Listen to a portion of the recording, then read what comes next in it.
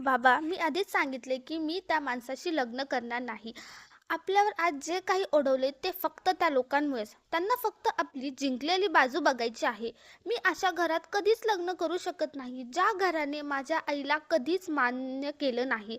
ते मला कसं स्वीकारतील? त्यापेक्षा तुम्ही त्या नात्याला सरळ नकार द्या. मी तर फक्त मजबुरीमुळे अरमानच्या ऑफिसमध्ये काम करत आहे. जर माझी गरज नसती तर मी कधीच तिथं पाऊलही ठेवलं नसतं. त्याचा चेहराही पाहिला नसता. ईशाने हे सगळं रडत रडत आपल्या बाबांना सांगत होती. मुलीला असं रडताना बघून तिच्या बाबांनी दुःखाने तिच्याकडे पाहिलं. त्यांच्या डोळ्यातून सतत अश्रू वाहत होते. त्यांना काहीही बोलण्याचा प्रयत्न पण केला नाही. काही विचार करून गप्प राहिले. बाबा, त्या माणसाची हिंमतच कशी झाली माझ्या घरापर्यंत येण्याची? मी कधी स्वप्नातही विचार केला नव्हता की तो इतक्या खालच्या पातळीवर उतरेल. मला त्याचा आणि त्यांच्या घरच्यांचा तीव्र तिरस्कार आहे. त्यालाही चांगलं माहिती आहे की मी फक्त मजबुरीमुळे त्याच्या ऑफिसमध्ये काम करत आहे. जर खरंच त्याला आपली काळजी असती तर त्याच्या बाबांनी आत्तापर्यंत आपला हिस्सा दिला असता. मग मला अशा पद्धतीनं नोकरी करावीच लागली नसती. ईशाचा राग काही केला कमी होईना. तिच्या बाबांनी हळू आवाजात सांगितलं, ईशा बाळा, राग सोड आणि जेवायला बस. चांगली मुलं जेवणावर राग काढत नाहीत. मी तुझ्यासमोर आधीच या नात्याला नकार दिला आहे ना. मग मी अजून काय करू? बेडवर बसलेल्या बाबांनी असह्यतेने बोललं. ईशाने त्यांच्या दिशेने थंड नजरेने पाहिलं आणि काहीही न बोलता खोलीबाहेर निघून गेली. ती थेट किचनमध्ये गेली. किचनमध्ये भरपूर सामान होतं जे अरमान घेऊन आला होता. पण ईशाने त्या सामानाकडे एक नजरही टाकली नाही. जेव्हा जेव्हा अरमान घरी यायचा तेव्हा तो खूप सामान आणायचा, ज्याच्याकडे पाहून ईशा नेहमी आश्चर्यचकित व्हायची. ईशाने स्वतःसाठी थोडा भात प्लेटमध्ये काढला आणि किचनमध्ये टेबलाजवळ खुर्ची ओढून ती बसली. पण तिची भूक आधीच उडाली होती. ती प्लेटमध्ये चमचा फिरवत बसली होती. तिच्या डोळ्यासमोर सतत आईचा चेहरा फिरत होता. आजपर्यंत ती आईशी मनमोकळं बोललीही नव्हती. पण तिला अगदी व्यवस्थित आठवत होतं की अरमानच्या घरच्यांनी तिच्या आईवर किती जुलूम केले होते आणि कधीही तिला स्वीकारलं नव्हतं. ती त्या लोकांचा फक्त तिरस्कारच करत होती. तिच्या मनात त्यांच्यासाठी अजिबात जागा नव्हती. त्या क्षणी तिच्या डोळ्यासमोर आईचा रडका चेहरा चमकला. तिने लगेच डोळे मिटले आणि अश्रू थांबवण्याचा प्रयत्न केला. पण तोच तिच्या अंतःकरणाला आतून तोडून टाकत होता. तिने एक घास तोंडात टाकला, पण तो गिळणंही खूप कठीण झालं. तिने प्लेट मागे सरकवली. दाराशी काठीच्या आधाराने उभी असलेले बाबा हे दृश्य पाहून आतून कोसळले. ते स्वतःला काठीच्या आधाराने सावरत होते, पण मुलीच्या डोळ्यात एकही अश्रू नको असं त्यांना वाटत होतं. पण नशिबाने त्यांना अशा वळणावर आणलं होतं जिथं ते स्वतःच्या मुलीसाठी काहीच करू शकत नव्हते. ईशा अचानक उठली आणि शांतपणे आपल्या खोलीत जाऊन बसली. बाबांना ठाऊक होतं की आता ती रात्रभर झोपणार नाही आणि फक्त आईला आठवत राहील. आईंच्या आठवणीत आजही तिच्या मनातून पुसल्या गेल्या नव्हत्या. आईवर झालेल्या जुलमांना ती कधीच विसरू शकली नव्हती. आजही ती आईला आठवते तेव्हा संपूर्ण रात्र रडत रडत काढते. तिला अरमान आणि त्यांच्या घरच्यांचा फारच तिरस्कार होता. त्यांच्याच मुळे तिची आई कायमची निघून गेली होती. ती एक अशी जखम होती की जे वेळेने भरली नाही तर अजून खोलच होत गेली. ती जखम ईशा रोज जगत होती. कदाचित तिच्या नशिबात एवढंच आयुष्य लिहिलं होतं. खरं तर यात कुणाचाही फार दोष नव्हता. पण ईशा कोणाचंच ऐकून समजून घेण्यास तयार नव्हती. तिच्या बाबांनी आपल्या आवडीने ईशाच्या आईशी लग्न केलं होतं, पण त्या लग्नाला त्यांच्या घरच्यांनी कधीच स्वीकारलं नव्हतं. घरात राहायला परवानगी दिली होती, पण आयुष्य खूपच कठीण केलं होतं. लग्नानंतर 1 वर्षातच ईशा जन्मली, पण तरीही तिच्या आजीने ना तिला मान दिला ना आईला सून म्हणून मान्यता दिली. संपूर्ण कुटुंबाने त्यांना कधी आपलं मानलं नाही. संपूर्ण घरात ईशाच्या आईशी परकी असल्यासारखेच वागायची. आई कितीही प्रयत्न करत राहिली, पण कोणीही तिचा स्वीकार केला नाही. कधी तिला अपमानित केलं जायचं, तर कधी एकटं पाडलं जायचं. बाबा नेहमी तिच्या बाजूने उभे राहायचे, पण घरच्यांच्या विरोधांमुळे त्यांचीही हिंमत तुटायची. ते आईला नेहमी सांत्वना द्यायचे की काळ बदलला की सगळं ठीक होईल. पण काळ कधीच बदलला नाही. जसा जसा वेळ पुढे गेला तसं तसं आईच्या मनात दुःख साचत गेलं. आईला कधी प्रेमाने कोणी बोललं नाही, कधी सन्मान दिला नाही, पण तरी ती फक्त बाबांच्या प्रेमासाठी सगळं सहन करत राहिली. आईच्या डोळ्यात नेहमीच अश्रू असायचे, पण तिच्या चेहऱ्यावर हसू ठेवायची, फक्त मुलीच्या आनंदासाठी. ईशा लहान होती तेव्हा तिला आईवर काय काय ओझं आहे हे समजत नव्हतं. पण जशी जशी ती मोठी झाली तसं तसं तिला आईची वेदना उमजत गेली. ईशाला अगदी स्पष्ट आठवत होतं, एकदा तिच्या आईने रात्रभर रडत रडत बाबांना विचारलं होतं, मी या घरात किती दिवस अशीच परकी राहणार? कधी मला सून म्हणून मान्यता मिळेल का? तेव्हा बाबांनी शांतपणे तिचा हात धरला आणि सांगितलं होतं, तू माझ्यासाठी सगळ्यात मोठा सन्मान आहेस. जग काही म्हणो, माझ्या नजरेत तूच माझं आयुष्य आहेस. आई थोडा वेळ शांत झाली होती, पण तिच्या डोळ्यातलं दुःख कधीही कमी झालं नव्हतं. हळूहळू परिस्थिती एवढी बिकट झाली की आईचं आरोग्य खालावू लागलं. सततच्या अपमानामुळे तिच्या मनातली आशा संपत चालली होती. आई फक्त ईशासाठी जगत होती, नाहीतर तिला असं आयुष्य सहन करायचंच नव्हतं. आई ईशाला नेहमी सांगायची, बाळा, आयुष्यात कितीही संकट आली तरी हार मानायची नाही. स्वतःच्या सन्मानाशी कधीही तडजोड करू नकोस. ही वाक्य ईशाच्या मनावर कोरली गेली होती. आईच्या प्रत्येक शब्दात तिला सत्य जाणवत होतं. पण एका दिवशी असं घडलं ज्याने सगळंच बदलून टाकलं. आईवर घरच्यांनी एवढा अन्याय केला की तिने स्वतःच आयुष्य संपवलं. तेव्हा ईशा अजून लहानच होती. तिने पाहिलं की आई स्वतःला वाचवण्यासाठी बाबांच्या मिठीत रडत होती. पण सकाळपर्यंत आई कायमची शांत झाली. त्या क्षणी ईशाचं बालपण संपलं. आईच्या मृत्यूने ईशाच्या मनात घरांविषयी तीव्र तिरस्कार निर्माण झाला. तिला वाटलं की या लोकांमुळेच तिची आई गेली. तिच्या डोळ्यांसमोर आईचा तो वेदनादायी चेहरा आजही जिवंत आहे. ती रात्र ईशा कधीच विसरली नाही. तिच्या प्रत्येक श्वासात आईची आठवण होती आणि त्याच दिवसापासून तिने अरमानच्या कुटुंबाला मनातून कायमचं काढून टाकलं. आई गेल्यानंतर बाबांनी ईशासाठी आईची आणि वडिलांची दोन्ही भूमिका निभावली. ते स्वतः तुटले होते, पण मुलीच्या चेहऱ्यावर दुःख दिसू नये म्हणून नेहमी हसत राहायचे. त्यांनी ईशाला चांगले संस्कार दिले, शिक्षण दिलं आणि नेहमी शिकवलं की आपल्या मेहनतीवर आणि सन्मानावर जगायचं. पण आईची जागा कोणी भरू शकतं का? ईशाच्या आयुष्यात कायमच एक पोकळी निर्माण झाली होती. ईशा जशी जशी मोठी होत गेली तसं तसं तिला कळत गेलं की समाजासाठी तिची आई परकी होती, पण तिच्यासाठी तिचं सर्वस्व होती. आईवर झालेला अन्याय ती कधी विसरू शकली नाही. आजही जेव्हा ती भूतकाळ आठवते तेव्हा तिचं मन रडू लागतं. तिच्या मनात नेहमी एकच प्रश्न असायचा, जर माझ्या आईला तिच्या आयुष्यात सन्मान मिळालाच नाही तर मला त्यांच्या घरात सन्मान कसा मिळेल? म्हणूनच अरमानचं नाव जरी समोर आलं तरी तिचा राग भडकून उठायचा. ती ठाम होती की ज्यांनी तिच्या आईला कधी स्वीकारलं नाही त्यांच्या घरात ती स्वतःसाठी स्थान निर्माण करणार नाही. बाबा कितीही समजवण्याचा प्रयत्न करायचे, पण ईशाचं मन ऐकायला तयारच नव्हतं.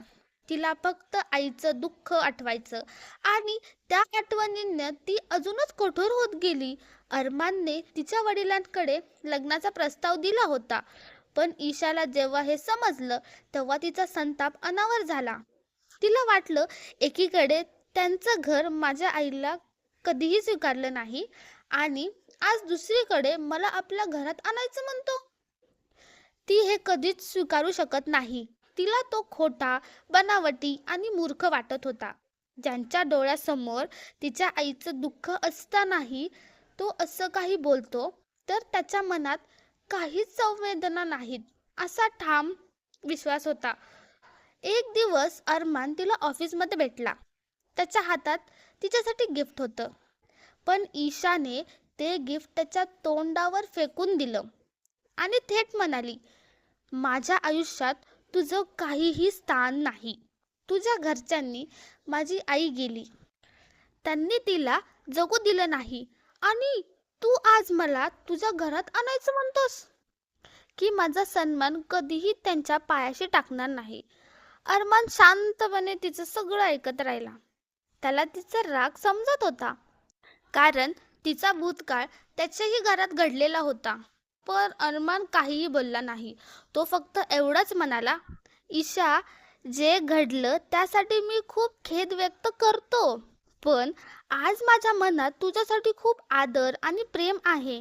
मी तुझ्या मनातल्या जखमा समजू शकतो, पण त्या भरून काढण्यासाठी मला एक संधी तरी दे. ईशा काहीच बोलली नाही. तिने डोळे वळवले आणि तिथून निघून गेली. ईशा ऑफिसमधून घरी आली, पण तिचा राग अजून शांत झाला नव्हता. बाबांनी विचारलं, काय झालं बाळा, एवढी अस्वस्थ का आहेस? ईशाने संतापून सांगितलं, बाबा, तो माणूस मला ऑफिसमध्ये भेटला आणि गिफ्ट देऊ लागला. त्याला काय वाटतं मी त्याचं गिफ्ट स्वीकारेल? मी त्याच्या घरचा भाग बनेन? कधीच नाही. बाबा शांतपणे तिचं बोलणं ऐकत राहिले. त्यांच्या डोळ्यात दुःख होतं, पण त्यांनी काहीही उत्तर दिलं नाही. रात्र झाली. ईशा आपल्या खोलीत बसून आईचा फोटो पाहत होती. तिच्या डोळ्यात अश्रू होते. ती हळू आवाजात म्हणाली, आई, मी तुला वचन देते की मी तुझ्यासारखं कधीही जगणार नाही. मी कधीच माझा सन्मान कोणाकडे झुकवणार नाही. त्यांनी तुला मान दिला नाही, पण मी स्वतःचा मान जगासमोर उंच ठेवीन. आईच्या फोटोसमोर ती रडत राहिली. तिच्या मनातलं दुःख अजूनही संपलं नव्हतं. दुसऱ्या दिवशी अरमान पुन्हा तिच्या घरी आला. त्याच्या हातात काही सामान होतं. ईशाने त्याच्याकडे एक कटाक्ष टाकला आणि वळून निघून गेली. अरमानने तिच्या बाबांसमोर सामान ठेवलं आणि म्हणाला, काका, हे घरचं नाही, हे माझ्या मनाचं आहे. तुम्हाला आणि ईशाला काही कमी भासू नये, इतकंच माझं उद्दिष्ट आहे. बाबांच्या डोळ्यात पाणी आलं, पण ईशा मात्र दुरूनच हे ऐकून अजूनच संतापली. अरमान निघून गेल्यानंतर ईशा थेट बाबांकडे आली आणि म्हणाली, बाबा, तुम्ही त्याचं सामान का घेतलं? त्याला कधीच परवानगी देऊ नका आपल्या घरात येण्यासाठी. त्याच्या घरच्यांमुळेच आई गेली. मी त्याच्या चेहऱ्याकडेही पाहू शकत नाही. बाबा हळू आवाजात म्हणाले, ईशा, तो आता वेगळा झालाय. त्याने केलेल्या चुका मान्य केल्या आहेत. कदाचित तो खरंच आपल्याला मदत करू इच्छितो. पण ईशाने ठामपणे उत्तर दिलं, नाही बाबा, मी त्याचा एका शब्दावरही विश्वास ठेवू शकत नाही. तो जसा त्यांच्या घरातून आलाय तसाच तोही खोटा आहे. त्या रात्री ईशा खूप बेचैन झाली. तिच्या मनात सतत भूतकाळाचं चित्र फिरत होतं. आईचं दुःख, तिचे रडणारे डोळे, घरच्यांचा अन्याय, सगळं पुन्हा पुन्हा आठवत होती. ती स्वतःशीच म्हणाली, कसं शक्य आहे की त्या घरातून आलेला माणूस खरं बोलतोय? नाही, मी त्याच्यावर विश्वास ठेवू शकत नाही. माझ्यासाठी आईचा अपमान माफ करण्यासारखा नाही. तिचे अश्रू थांबत नव्हते. ती थेट आईच्या आठवणीत हरून गेली. अरमान दुसऱ्या दिवशी ऑफिसमध्ये तिची वाट बघत होता. ती आली तेव्हा त्याने हळूच आवाजात विचारलं, ईशा, मी तुझ्याशी फक्त एकदा मन मोकळं बोलू शकतो का? ईशाने कठोर नजरेने पाहिलं आणि म्हणाली, तुला काय वाटतं मी तुझ्याशी बोलू? तुझं कुटुंब माझ्या आयुष्यातील दुःख आहे. मी ते पुन्हा का आठवू? माझं मन आधीच तुटलेलं आहे. कृपया मला एकटं सोड. अरमान शांत राहिला. त्याने फक्त एवढंच उत्तर दिलं, मी वाट पाहीन, जोपर्यंत तुझं मन माझ्याबद्दल खरं जाणत नाही. ईशाने अरमानकडे पुन्हा एक कटाक्ष टाकला आणि तिथून निघून गेली. पण अरमान मात्र तिच्याकडे पाहत राहिला.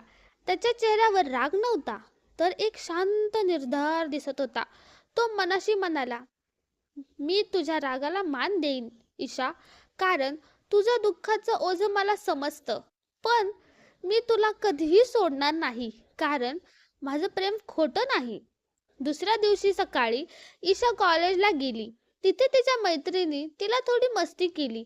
अरे वा, आजकाल कोणीतरी सतत तुझ्या मागं फिरतंय म्हणे. तोच ना तुझ्या ऑफिसमधला अरमान? ईशा संतापून म्हणाली, तो माझ्यासाठी फक्त एक त्रास आहे. त्याचं नाव सुद्धा माझ्या आयुष्यात नकोय. मैत्रिणी हसल्या, पण ईशाच्या चेहऱ्यावर मात्र तीव्र राग स्पष्ट दिसत होता. त्या दिवशी संध्याकाळी अरमानने पुन्हा तिच्या घरी जाण्याचं ठरवलं. तो रिकाम्या हाताने गेला नव्हता. त्याने आईसाठी एक सुंदर चौकट बनवून आणली होती, ज्यात तिचा फोटो जपून ठेवला जाईल. तो बाबांसमोर ठेवत म्हणाला, काका, मला माहीत आहे की माझ्या घरच्यांनी खूप मोठं पाप केले, पण मला वाटतं आईची आठवण कधीही फिकी होऊ नये, हा फोटो म्हणून दिला आहे. बाबांच्या डोळ्यात पुन्हा अश्रू आले. ते काही बोलू शकले नाहीत. ईशा मात्र आतून सगळं ऐकत होती आणि तिचं मन थोडंसं ढासळलं. पण तिने स्वतःलाच थांबवलं आणि म्हणाली, नाही, मी याच्या या गोड बोलण्याला फसू शकत नाही. दिवसेंदिवस ईशाचा राग जसाचा तसाच होता, पण अरमानचा निर्धार अधिक ठाम होत चालला होता. तो सतत तिला मदत करण्याचा प्रयत्न करायचा, पण ती प्रत्येक वेळी त्याला नाकारायची. एक दिवस बाबांची तब्येत अचानक बिघडली. रात्री उशिरा त्यांना दवाखान्यात न्यावं लागलं. ईशा एकटीच होती. कोणालाही संपर्क होत नव्हता. त्यावेळी अरमानच अचानक आला. त्यांनी लगेच गाडी काढली आणि बाबांना रुग्णालयात दाखल केलं. संपूर्ण रात्र तो त्यांच्या जवळ थांबून होता. सकाळी ईशाने डोळे उघडले आणि पाहिलं तर अरमान बाबांच्या पलंगा शेजारीच झोपलेला होता. त्याच्या चेहऱ्यावर थकवा दिसत होता, पण त्याने रात्रभर डोळेही मिटले नव्हते. ईशा थोडी क्षणभर निरुत्तर झाली. तिच्या मनातला कठोरपणा थोडा कमी झाला, पण तरीही तिने स्वतःला समजवलं, हे सगळं तो दयाभावाने करत असेल, यात खरं प्रेम नाही. बाबा बरे होऊ लागले. त्यांनी ईशा हळू आवाजात सांगितलं, बाळा, अरमान जसा आहे तसा पाहण्याचा प्रयत्न कर. तो आपल्यासाठी किती काही करतोय हे तुला दिसत नाही का? ईशा डोळ्यात पाणी आणून म्हणाली, बाबा, मी त्याच्यावर विश्वास ठेवू शकत नाही. त्याच्या घरच्यांमुळेच आई गेली. मी ते विसरू शकते का? बाबा हळूच म्हणाले, खरं आहे, पण पाप केलं ते त्याच्या घरच्यांनी. तो मात्र सतत आपल्यासाठी उभा राहतोय. कधी कधी माणसाला ओळखायला वेळ लागतो बाळा. काही दिवस गेले. अरमान सतत बाबांची विचारपूस करायला यायचा. ईशाचं मन हळूहळू वितळू लागलं होतं, पण तिचा अहंकार अजूनही जिवंत होता. एक दिवस तिने थेट अरमानला विचारलं, तुला काय सिद्ध करायचंय आहे? का इतकं धावत सुटतोस माझ्या मागे? अरमानने शांतपणे उत्तर दिलं, मला काहीही सिद्ध करायचं नाही. माझं मन सांगतं की तू माझ्या आयुष्याचा भाग आहेस. मी तुझ्या जखमा भरून काढण्यासाठी तयार आहे, पण तुला जबरदस्ती कधीच करणार नाही. ईशा काही बोलू शकली नाही. तिच्या डोळ्यात अश्रू आले, पण ती अजूनही तुटलेलं मन जोडायला तयारच नव्हती. त्याच रात्री तिने आईचा फोटो हातात घेतला आणि रडत रडत म्हणाली, आई, मी काय करू? हा माणूस सतत माझ्यासाठी उभा आहे, पण तुझ्या आठवणी मला त्याच्यावर विश्वास ठेवू देत नाहीत. तुझ्या वेदना विसरून मी कसं पुढे जाऊ?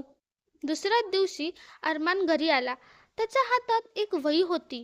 तो म्हणाला, ईशा, ही वही मी तुला द्यायला आलोय. ही माझ्या आईची डायरी आहे. तुला वाटतं तिने तुझ्या आईचा अपमान केला, पण खरी गोष्ट तुला यातून समजेल. ईशाने थोड्या शंकेने वही घेतली. ती वाचायला लागली.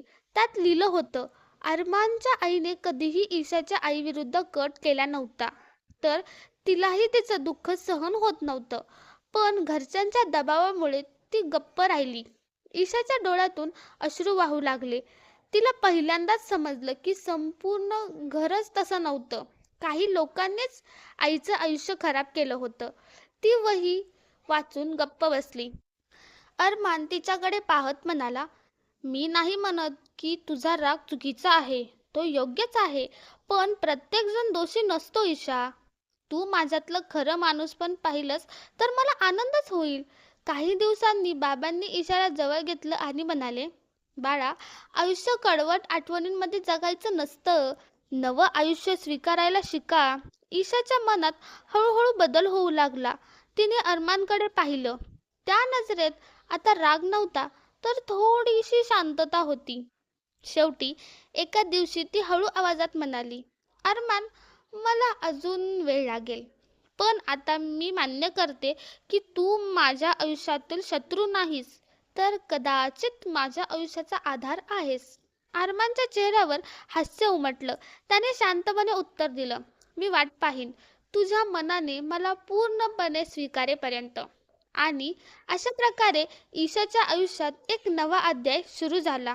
तो तिच्या आईच्या दुःखातून जन्मला, पण आता तिच्या स्वतःच्या आनंदाची वाट मोकळी करत होता. जर तुम्हाला ही कथा आवडली असेल तर अजून असाच हृदयाला भिडणाऱ्या कथा ऐकण्यासाठी चॅनलला सबस्क्राईब करा, लाईक व शेअर करायला विसरू नका. Thanks for watching.